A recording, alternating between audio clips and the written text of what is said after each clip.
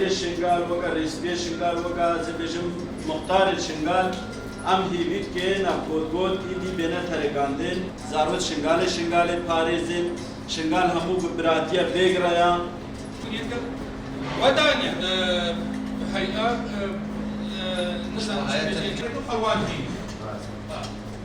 الور سیستم وان چاوا خوازته عمل قطعوان دريخي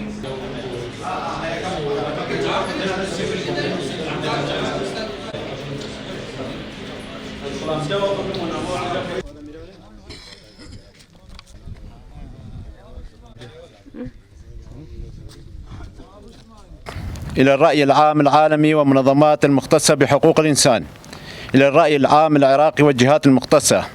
موضوع بيان صادر عن هيئة العشائر وهيئة الشؤون الدينية في شنغال.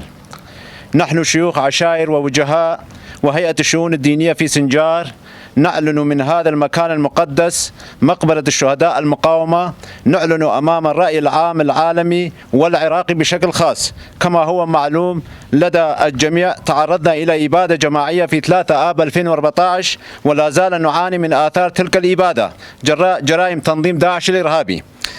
إلا أننا لم نقف مكتوفي الأيادي، حيث قاومنا العدو بإمكاناتنا المحدودة وساهمنا في حفظ الأمن والاستقرار في المنطقة، وكذلك ساهمنا في توفير الخدمات الأساسية كالصحة والبلدية والكهرباء وغيرها. والآن لدينا تنسيق كامل مع الدولة في مختلف القطاعات الأمنية والخدمية للإسهام في عودة أهالينا إلى ديارهم واستمرار الحياة من جديد وإعمار المنطقة لتسهيل آلية العودة الكريمة للمواطنين. وفي نفس الوقت نسمع من هنا وهناك إشاعات وأكاذيب ومحاولات لزرع الفتنة بين صفوف المجتمع من قبل مجاميع خلايا فاعلة ونائمة لوضع نوع من التوتر وعدم استقرار في المنطقة. إلا أننا نعلن للجميع نحن متفقون على الإعمار والبناء ونرفض تلك المجاميع والعناصر، وسوف نقف سدا منيعا أمام جميع المؤامرات والمندسين من قبل إعداء العراق عامة